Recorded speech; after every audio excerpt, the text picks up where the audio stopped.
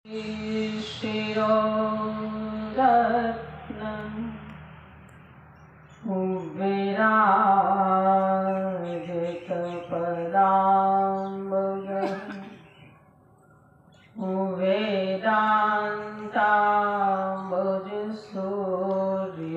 यः तस्मै श्रीगुरुवे नमः। तस्मै श्रीगुरुवे नमः। श्री सद्गुरुदेव बाबा के चरणों में नमन करते हुए आप सबों को मेरा नमो नमः। हम सभी लोग पंडारक मंच पर आयोजित 7 दिवसीय सत्संग सत्र जो 2024 ईस्वी के 10 मई से 16 मई तक आयोजित है, इसके 6ठे दिवस के सत्संग सत्र में उपस्थित हैं। सत्संग के पूर्व सत्र में हमने यह विचार किया कि जीवन में जो सुख है वह व्यक्तिनिष्ठ नहीं है, वह संपत्ति निष्ठ नहीं है, बल्कि सुख बुद्धिनिष्ठ है। जिसका अभिप्राय होता है कि हमारी बुद्धि में जिसके प्रति महत्व बुद्धि बनती है, जिसको हम सबसे अच्छा मानते हैं, उसकी प्राप्ति हो जाने पर हमें सुख की अनुभूति होती है। यही कारण है कि किसी की संपत्ति हड़प लेने पर जितना सुख होता है, वहीं पर किसी को अपनी सारी संपत्ति का परित्याग करके निराधार में आनंद प्रसन्न रह करके भी सुखानुभूति की उपलब्धि कर लेते हैं। इन दोनों की जो सुखोपलब्धि का हेतु है वह है उनकी बुद्धि में बैठी हुई मान्यता। इसलिए हमारा शास्त्र कहता है कि सुख और दुख बुद्धिनिष्ठ है। जैसी हमारी मन स्थिति होती है,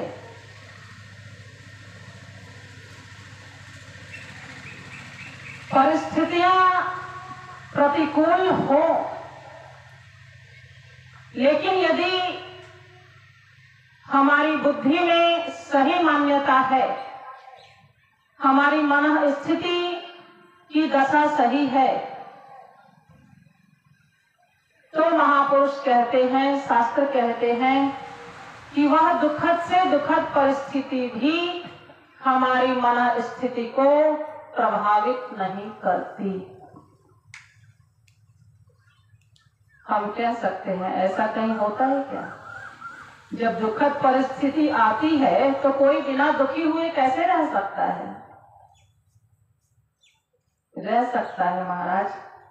आप श्री रामचरितमानस का अध्ययन करें, आप देखेंगे भगवान श्री राम को जब राजगद्दी मिलनी चाहिए थी, घोषणा हो गई कि कल इनका राज्याभिषेक होने वाला है, और रात भर में ही सारी योजनाएं बदल गईं। उन्हें पता चलता है कि अब उन्हें वनवासी वेश में 14 वर्ष तक वनवास व्यतीत करना है। परिस्थितियां बदल गईं। एक सुखदास्पद परिस्थिति जो सुख का हेतु जिसे हम मानते हैं, वह दुखदास्पद परिस्थितियों में बदल गई। भगवान का वियोग। लेकिन ऐसी दुखद परिस्थिति होने पर भी आप जब उस प्रसंग का अध्ययन करेंगे, आप पाएंगे कि भगवान राम को वनवास का दुख व्यापता नहीं। जब वो वन को गए और ऋषियों से उनकी भेंट हुई, ऋषियों ने पूछा कि आपको तो बड़े दुख की प्राप्ति हो गई, वनवास की प्राप्ति हो गई। उन्होंने कहा नहीं नहीं, मैं ऐसा नहीं मानता। ये वनवास तो, इस वनवास के कारण से मैं पिता की आज्ञा का पालन करने वाला हो सका। इस वनवास के कारण से अयोध्या की प्रजा को भरत जैसा राजा मिला और मुझे मोह कहूं दरस तुम्हार प्रभु, मुझे आप संत महापुरुषों का सानिध्य प्राप्त हुआ। यह मम पुण्य प्रभाव। ये मेरे दुख का समय नहीं है, ये मेरे पास दुखद परिस्थितियां नहीं है, बल्कि भगवान कहते हैं कि सो मम पुण्य प्रभाव, ये तो मेरे पुण्य का उदय हुआ है, मेरे सुख का उदय हुआ है कि मुझे वनवास की प्राप्ति हुई। यदि भगवान राम की जगह हम होते, हमारे जैसे सामान्य जीव होते, या आज किसी को के साथ ऐसी परिस्थिति निर्मित कर दी जाए, उसका पिता उसे, आप साम्राज्य की बात छोड़ दें, यदि 2 कट्ठे 4 कट्ठे भी उसके हिस्से से काट ले तो हम कोर्ट कचहरी तक पहुंच जाते हैं, हम पंचायत करवाते हैं, हम मार पीट हिंसा तक उतर जाते हैं। भगवान राम को भी करना चाहिए था, उन्होंने किया था, क्योंकि उनकी बुद्धि में संपत्ति सुख की का हेतु नहीं था। इसलिए अयोध्या के राज्य में निवास करते हुए भी, राज्याभिषेक की सूचना मिलते हुए भी उन्हें न प्रसन्नता की प्राप्ति हुई और न वनवास की सूचना पाकर के उन्हें दुख की प्राप्ति हुई। उन्होंने पिता की आज्ञा को सिरोधारी करके,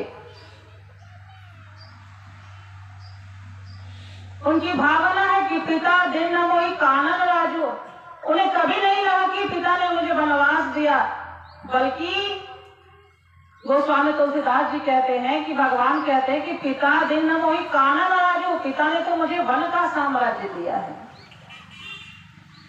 ऐसा नहीं कहते कि पिता ने मुझे साम्राज्य विलीन कर दिया है। इसको बोलते हैं दुखद परिस्थिति का नहीं व्यापना। चूंकि परिस्थितियां कर्मजन्य हैं, यह जीवन ही कर्मजन्य है, जन्म और मृत्यु कर्म के परिणाम स्वरूप प्राप्त होता है। तो इन परिस्थितियों में सुख और दुख दोनों ही हमें प्राप्त होते हैं, हम इसे मना नहीं कर सकते। आप सुन रहे हैं गुरुदेव से कि मिश्रित कर्म का परिणाम है मनुष्य योनि की प्राप्ति। तो जब हम मिश्रित कर्म करेंगे, कुछ सत्कर्म करेंगे, कुछ दुष्कर्म करेंगे, तो सत्कर्म के परिणाम स्वरूप सुख की प्राप्ति होगी और दुष्कर्म के परिणाम स्वरूप दुख की प्राप्ति होगी। और ये सुख और दुख को हम मना नहीं कर सकते, परिस्थितियों को हम मना नहीं कर सकते।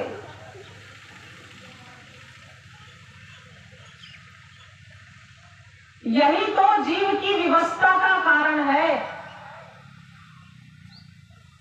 इसे ही, इस विवस्था का नाम ही बंधन है। हम कहते हैं कि हम बंधन में पड़े हैं। बंधन में क्या होता है? हम जो चाहते हैं वो नहीं कर सकते, हम स्वतंत्रता का अनुभव नहीं कर सकते। उसी प्रकार से जीव परिस्थितियों को मना नहीं कर सकता। सुखदास्पद परिस्थिति आती है और चली जाती है, हम उसको रोक कर नहीं रख सकते, और दुखद परिस्थितियां आती हैं, हम उसको आने से मना नहीं कर सकते। यह हमारी व्यवस्था है। इसी को बोलते हैं कर्म का बंधन, संसार का बंधन। और जिसे इस व्यवस्था की अनुभूति जितनी अधिक चुभती है, जिनका विवेक जागृत हो जाता है, वह फिर किस प्रकार से इन परिस्थितियों से पार जाया जा सकता है, उसका उपाय ढूंढते हैं। हम कहते हैं कि संपत्ति की प्राप्ति से सुख होता है, हम कहते हैं संबंध की प्राप्ति से सुख होता है।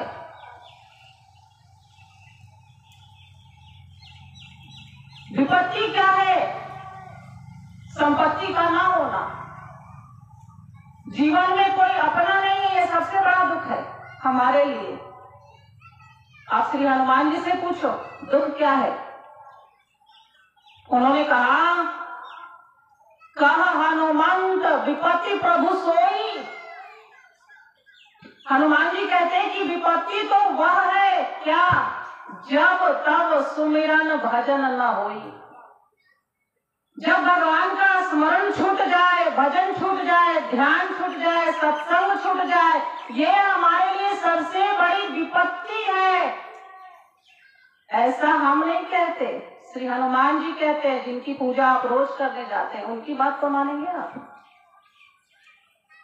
भगवान के साथ उनकी वार्ता हो रही है। सीता जी बहुत दुखी हैं। उन्होंने कहा, कह हनुमंत विपत्ति प्रभु सोई। विपत्ति तो वह है जब तब सुमिरन भजन न होई। जब आपका सुमिरन न हो, आपका भजन न हो, सबसे बड़ी विपत्ति यही है। ऐसा हमारे महापुरुषों का मानना है। लेकिन हम तो सत्संग नहीं करके भी सबसे सुख का अनुभव करते हैं। हम गांव के सबसे बड़े, हम सत्संग में कैसे जा सकते हैं? अब महापुरुष तो कहेंगे, इस विपत्ति को तुम टाल सकते थे, लेकिन तुमने विपत्ति को अपने सिर के ऊपर ले लिया। अब जब आप प्रार्थना करने जाएंगे कि भगवान मेरी विपत्ति को दूर करो, तो भगवान कहेंगे तुमने स्वयं से सिर पे लिया, मैं कैसे दूर करूं? मैंने तो दूर करने का उपाय तुम्हें प्रदान किया, लेकिन तुमने इस विपत्ति को स्वयं से मोल लिया है। तो भगवान भी आपकी याचना को नहीं सुनते। इसलिए भगवान ने कहा कि सो परत्र दुख पावई, सिर धोनी धोनी पचिताय। आप लाख निवेदन करें, लाख प्रार्थना करें, मंदिर में जाएं, तीर्थ में जाएं, लेकिन आपकी कोई याचना नहीं सुनी जाती। सिर धुनी धुनी पचिताय। काल ही, कर्म ही, ईश्वर ही मिथ्या दोष लगाए। और जब हमारी याचना, हमारी प्रार्थना नहीं सुनी जाती है, तो हम भगवान को दोष देते हैं, समय को दोष देते हैं, कर्म को दोष देते हैं। हमारा कर्म खराब है, हमारा समय खराब है। भगवान हमारी ओर देखते नहीं। भगवान विधाता क्या हुआ? वाम हो गया। काल ही, कर्म ही, ईश्वर ही मिथ्या दोष लगाए। भगवान कहते हैं झूठा आरोप तुम कर रहे हो। क्यों? क्योंकि जो न तरई भवसागर नर समाज अस्पाए। विचार का वह धरातल आपको प्रदान किया जा रहा है कि जिस विज्ञान को प्राप्त करके आप अपनी मनोस्थिति को इस प्रकार से निर्मित कर लें कि दुख भी आकर के आपको दुखी करने में समर्थ न हो। दुख आए लेकिन उसकी व्याप्ति आपके मन पर न हो। इसको बोलते हैं मनोस्थिति का मजबूत होना, परिस्थितियों का नहीं व्यापना। इसके लिए मनोस्थिति को सुदृढ़ करना पड़ता है। मन में उत्कृष्ट मान्यताओं की प्रतिष्ठा करनी पड़ती है, और ये मान्यताएं स्वतः प्रतिष्ठित नहीं होती। ये मान्यताएं तब प्रतिष्ठित होती हैं जब शास्त्र के प्रति हमारी श्रद्धा हो, जो इन सिद्धांतों को, इन मान्यताओं को प्रतिपादन करता है। जब गुरु के प्रति हमारी श्रद्धा हो, जो इन सिद्धांतों को समझाने में समर्थ है। अब शास्त्र को हम प्रमाण नहीं मानते, गुरु पर हमारा विश्वास नहीं रहा, तो आप बताएं हमारे उद्धार का कोई मार्ग कैसे प्रशस्त हो सकता है? चाहे आप संसार के किसी भी धर्म को देखें, चाहे वह इस्लाम धर्म हो, चाहे वह ईसाई धर्म हो, चाहे वह सिख धर्म हो, सभी धर्मों का अपना एक एक प्रमाणिक ग्रंथ है। इस्लाम धर्म का प्रमाणिक ग्रंथ कुरान माना जाता है। उनके अनुसार से उनका व्यवहार निश्चित होता है, उनके कर्म निश्चित होते हैं। ईसाई धर्म का प्रमाणिक ग्रंथ बाइबिल होता है। सिख धर्म का प्रमाणिक ग्रंथ गुरु ग्रंथ साहिब होते हैं। मौलाना जो करेंगे, इस्लाम धर्म के प्रवर्तक जो करेंगे, जो कहेंगे, वही सारे इस्लाम धर्म वाले करेंगे। ईसाई धर्म के प्रवर्तक, प्रचारक, पोप इत्यादि जो निर्देश करेंगे, ईसाई धर्म के प्रवर्तक वही करेंगे। लेकिन ये सारे धर्म जहां से निकले, उस सनातन धर्म की विडंबना यह है कि न हमारा ग्रंथ पर विश्वास है और न हमारा गुरु पर विश्वास है। यह एक षड्यंत्र है हमारी संस्कृति के प्रति। जो भी प्रमाणिक ग्रंथ हमारे थे उसको जला दिया गया ताकि वो प्रमाण ही नहीं रहे, जिस प्रमाण के आधार पर हमारी संस्कृति सुदृढ़ रहे। उन संस्कृतियों को नष्ट कर दिया गया। गुरुजनों के प्रति हमारे चित्त में इतनी सारी गलत मान्यताएं भर दी गई कि उनके प्रति ही हमारी अश्रद्धा हो गई। हम शास्त्र को देखते नहीं। आप कहते हैं संत बुरे होते हैं, आप रामचरितमानस का अध्ययन करिए। आप वेद नहीं पढ़ सकते, आप अन्य ग्रंथों को नहीं पढ़ सकते, मान लिया, आपसे रामचरितमानस का तो अध्ययन करिए। जब श्री विभीषण जी से हनुमान जी की संगति हुई, हनुमान जी ने क्या कहा? साधु ते होई न कारज हानि। श्री विभीषण जी कहते हैं, जब हनुमान जी को उन्होंने देखा, हनुमान जी ने देखा श्री विभीषण जी को कि तुलसी के वृक्ष लगे हुए, अरे यहाँ कोई सज्जन निवास करता है। लंका निश्चर निकर निवासा, यहाँ कहाँ सज्जन करवासा। लेकिन उस लंका में भी सज्जनता के चिन्ह परिलक्षित होते हैं। तो कहते हैं कि यही सन हट करिहूं पहचाने। इससे तो हट पूर्वक मित्रता करता हूँ, परिचय करता हूँ। क्यों? ताकि साधु ते होई न कारज हानि।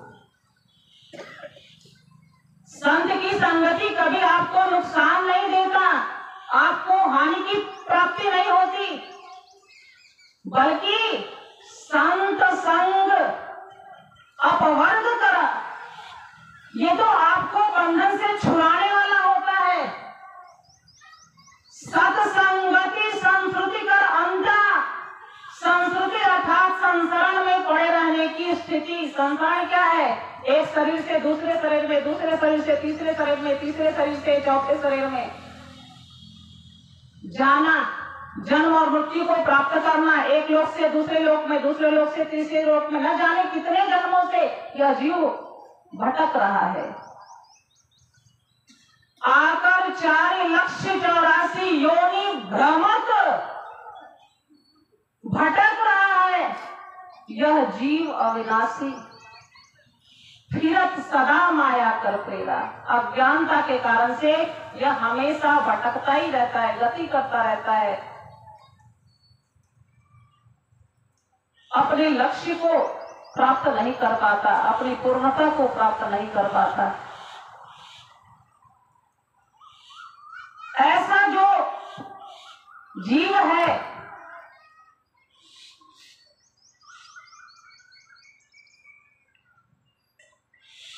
जो 84 लाख योनियों में भटकता रहता है, जीवन की पूर्णता को प्राप्त नहीं कर पाता, यह लोक लोकांतर में जो इसकी गति है, यह देह देहांतर में जो इसकी गति है, इसी को बोलते हैं संस्कृति। हमारे महापुरुष कहते हैं, पुनरपि जननम पुनरपि मरणम पुनरपि जननी जठरे शयनम। यह संसारे बहुत उस्तारे। कहा कि मुझे पुनः जन्म लेना पड़ेगा। पड़ेगा, पुनः मुझे मृत्यु को प्राप्त करना पड़ेगा, पुनः से माता के गर्भ में जाना पड़ेगा। ये संसार बहुत ही दुस्तर है, कठिन है, दुखप्रद है। इसलिए कृपया पारे पाए मुरारे, हे भगवान इस संसार से आप हमें पार कर दें। लेकिन इस संसार से पार करेगा कौन? ताकि सत्संगति, संत महापुरुषों का सानिध्य, जहाँ पर ये ज्ञान के विचार वैचारिक धरातल से आप जुड़ते हैं, जहाँ पर उत्कृष्ट मान्यताएं आपको प्राप्त होती हैं, जहाँ पर जीवन का विज्ञान आपको निर्देशित किया जाता है। इसलिए भगवान ने कहा प्रथम भगति संतन कर संगा। ये प्रथम भक्ति का प्रथम धरातल यहाँ से प्रारंभ होता है। और हम कहते हैं सत्संग में जाने से क्या होगा? महाराज वैचारिक विचार ही उल्टी हो गई हमारी। तो यह जो संस्कृतियां हैं, और ऐसा नहीं, भक्ति का प्रथम धरातल संत की संगति है। और भगवान ने यहाँ तक इसकी संगति की महिमा दे दी, ताकि मोते संत अधिक कड़ी लेखा। मेरी भगवान की प्राप्ति से भी अधिक महत्वपूर्ण संत की प्राप्ति है, संत के सानिध्य को प्राप्त करना है। क्यों?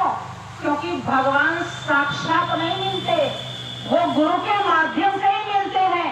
और गुरु इन्हीं संत महापुरुषों में से, जब हम संत महापुरुषों का सानिध्य ग्रहण करते हैं, उन्हीं संत महापुरुषों में से जब किसी को हम ये दायित्व सौंप देते हैं कि अब आप हमारे जीवन के मार्गदर्शक बने, मैं आपको समर्पित होता हूं, अब गुरु की आज्ञा ही सर्वोपरि होती है, किंतु परंतु नहीं होता। अभी आप सुन रहे थे डॉक्टर साहब से, गुरु को तो मानेंगे लेकिन गुरु की नहीं मानेंगे, अर्थात गुरु जो कहते हैं वो नहीं मानना है। क्यों? गुरु को तो मानना पड़ेगा, क्योंकि गुरु सिख होना बहुत जरूरी है, नहीं होंगे तो मुक्ति नहीं मिलने वाली है। इतनी मान्यता तो सभी लोगों के पास है, लेकिन गुरु की नहीं मानेंगे। अब गुरु जी बोलेंगे जहां जहां सत्संग होता है तुम्हें आना चाहिए, दान दक्षिणा देना चाहिए, आय का दशांश दान करना चाहिए। तो अब ये बातें थोड़ी अच्छी नहीं लगती। गुरु जी बोलेंगे थोड़ी सी सेवा करने के लिए आना चाहिए। क्यों? क्योंकि इससे हमारी अहमता ममता कटती है, संसार के प्रति, जो संबंधों के प्रति, संपत्ति के प्रति हमारी आसक्ति है। जब हम कुछ देते हैं ना, तो वह आसक्ति शिथिल पड़ती है। हमारे महापुरुष कहते हैं कि जब हमें किसी को देना चाहिए, बिल्कुल लज्जा पूर्वक देना चाहिए, हृदयदेयम, श्रियादेयम, श्रद्धा के साथ देना चाहिए। इसलिए हमारे महापुरुषों ने जब जब दिया तो देने के समय अपने नेत्रों को बिल्कुल नीचे करके देते हैं। किसी ने प्रश्न किया कि आप देते हैं तो देने में दोनों हाथ तो ऊपर रहता है देने वाले का, और लेने वाले का नीचे होता है, लेकिन जब आप देते हो तो अपने आंखों को नीचे क्यों कर लेते हो? ज्यों ज्यों कर ऊंचो कियो त्यों त्यों नीचो नहीं, ऐसा क्यों?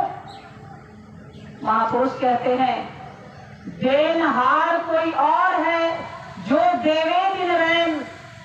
अरे देने वाला तो कोई और है जो मुझे दे रहा है। मैंने कहा अनिच्छित आवई बढ़ियाई, कर्तुराज्ञया प्राप्यते फलम।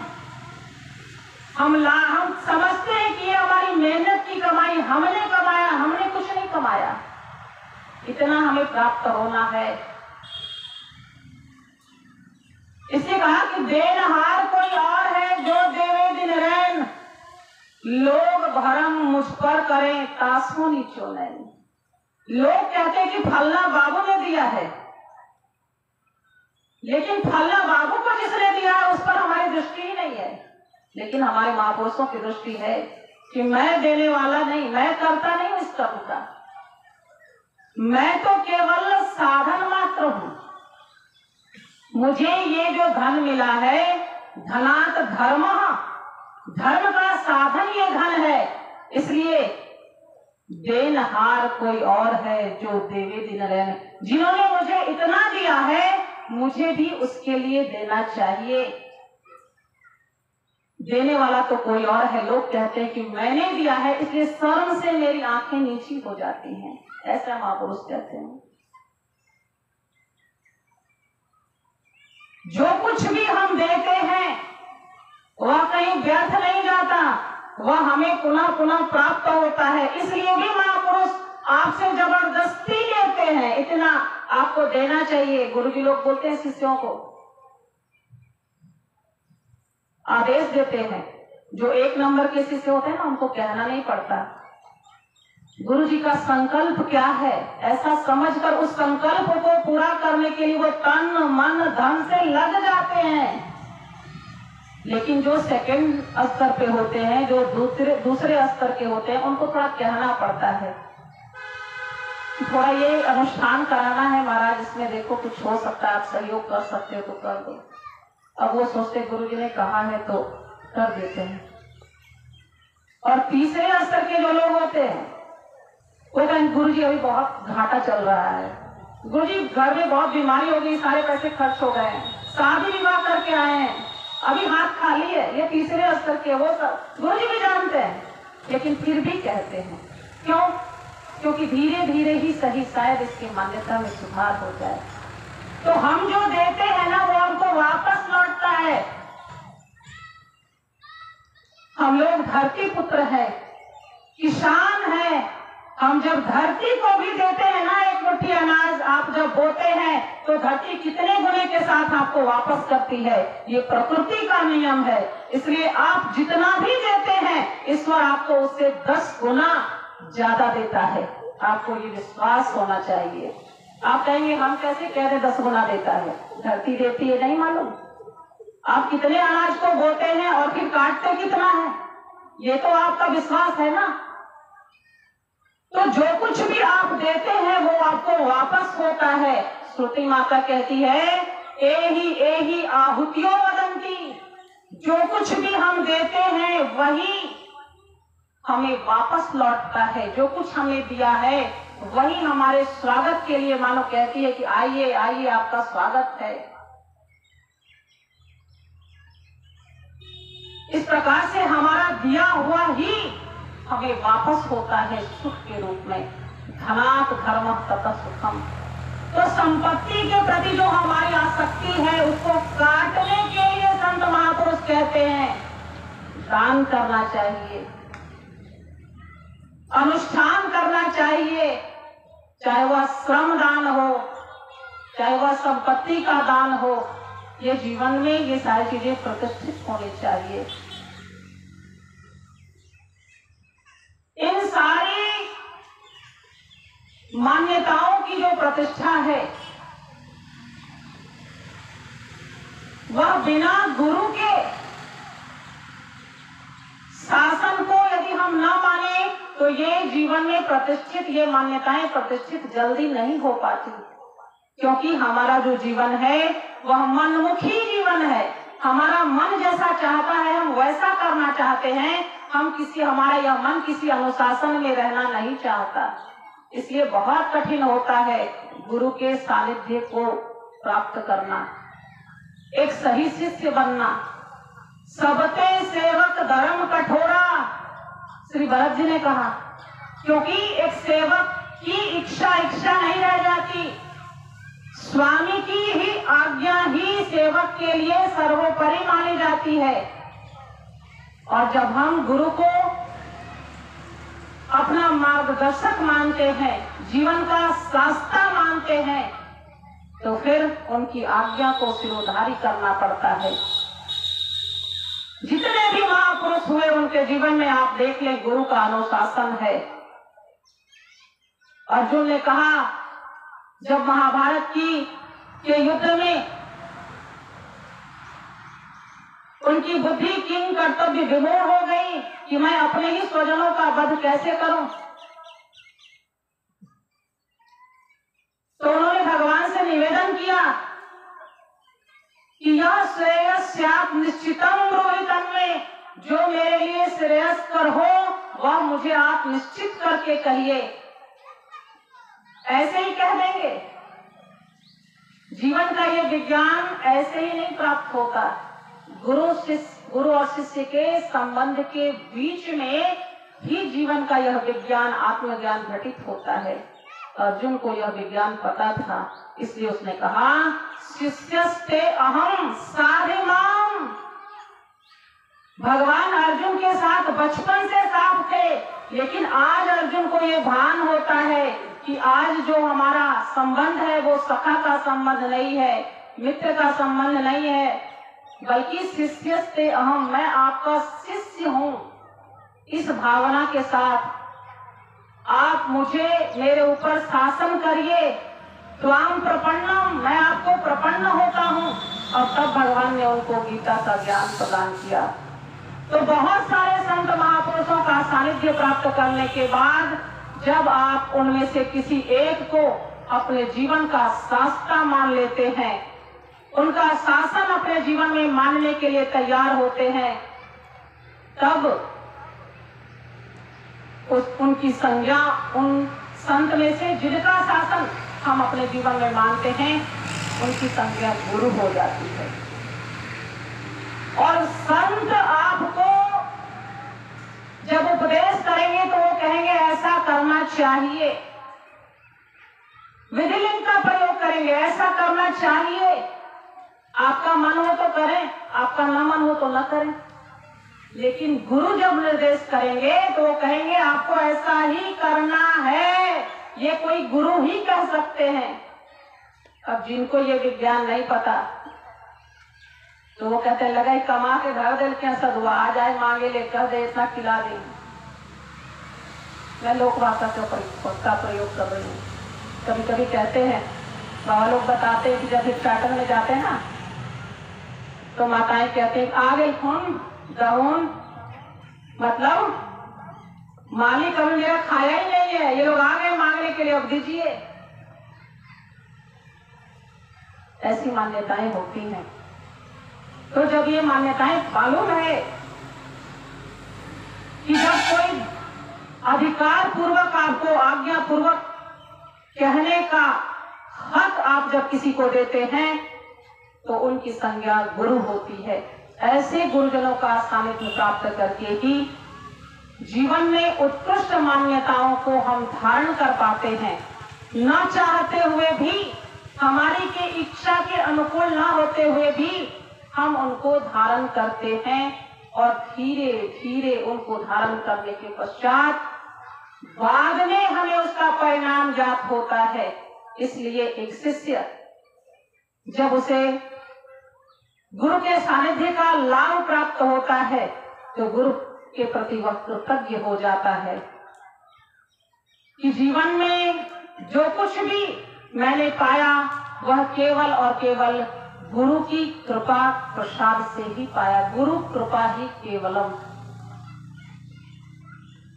तो अपनी मनोस्थिति को यदि हम सुधारना चाहते हैं, हम चाहते हैं कि परिस्थितियां हमारे मन को न व्यापें, इसके लिए उत्कृष्ट मान्यताओं की स्थापना करनी होती है।